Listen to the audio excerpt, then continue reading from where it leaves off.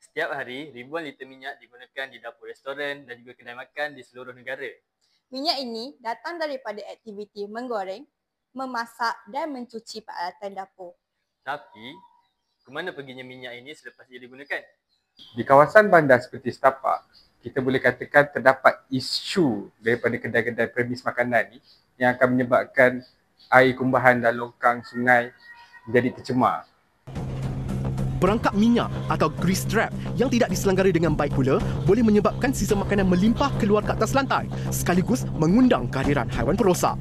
Dia dah pasang mengikut spek. Tetapi kalau Encik tengok dekat sini, disebabkan dia tak selenggara mengikut dia punya table, so dia punya air tu overflow dekat bawah.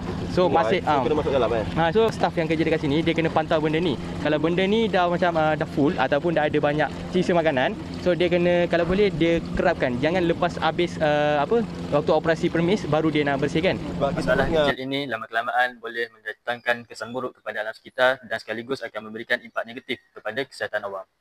Akibatnya, longkang tersumbat, bau busuk mula terhasil dan juga tempat tersebut akan menjadi tempat perbiakan bagi lalat dan juga tikus.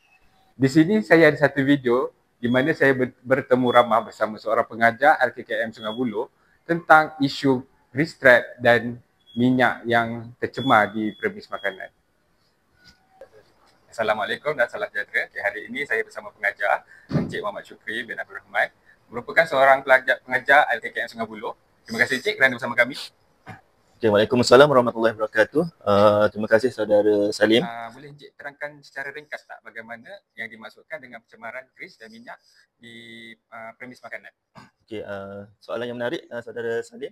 Okay, pencemaran minyak dan grease ni biasanya berpunca daripada aktiviti memasak dan mencuci di dapur. Okay, bila minyak, lemak atau sisa berminyak dibuang terus ke sinki tanpa melalui perangkap grease, minyak ini akan terapung dan mengeras dalam pipe serta longkang. Okey, lama kelamaan ia menyebabkan sistem sinki tersumbat, berbau busuk dan mencemarkan persekitaran. Apakah impak pencemaran minyak dan grease ini terhadap kesihatan awam?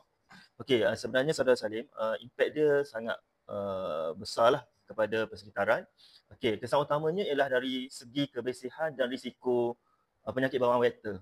Semua orang tahu penyakit bawaan vektor ni boleh membahayakan kesihatan manusia lah ataupun masyarakat.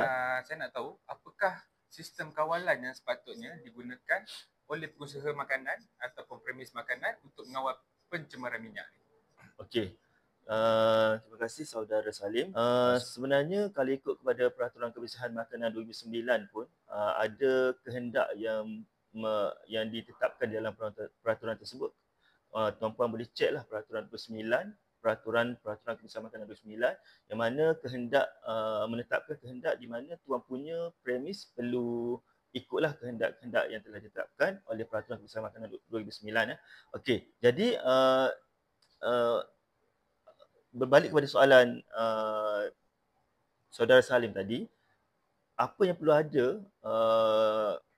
tuan punya premis perlu buat adalah sistem asas yang wajib mereka pasang ataupun ada ialah grease trap lah ataupun perangkap grease. Ia berfungsi menapis minyak dan lemak daripada sisa makanan sebelum air tersebut masuk ke sistem perparitan. Tapi yang penting bukan sekadar pasang ataupun sekadar ada, ia mesti diselenggara dengan betul lah secara berkala. Sekarang juga sudah ada alternatif bioenzim iaitu bahan semula jadi yang membantu menguraikan minyak dan mengurangkan bau tanpa bahan kimia berbahaya. Kenapa walaupun sistem grease trap ni ada, tetapi dia ada dan lama diperkenalkan, tapi kenapa masih ada pencemaran yang berlaku di longkang, pencemaran minyak lah terutamanya? Okey. Baiklah saudara Salim. Okay. Sebenarnya isu utamanya ialah kurang kesedaran dan penguatkuasaan lah. Okey. Ramai pengusaha tidak tahu fungsi sebenar grease trap dan ada yang anggap ia tidak penting. Kadang-kala grease trap ni dipasang oleh pengusaha restoran makanan, premis makanan hanya dipasang untuk memenuhi syarat lesen. Tetapi tidak diselenggara dengan betul lah. Okey, bila dibiarkan penuh, minyak tetap dilepaskan ke longkang begitu saja dan di situlah pencemaran bermula. Okey Cik, terima kasih Cik kerana sudi datang dan menghadiri temu ramah saya hari inilah.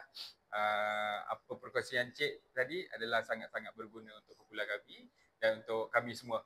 Terima kasih Cik. Okey, sama-sama kerana sudi menjemput saya untuk memberi sedikit pandangan lah.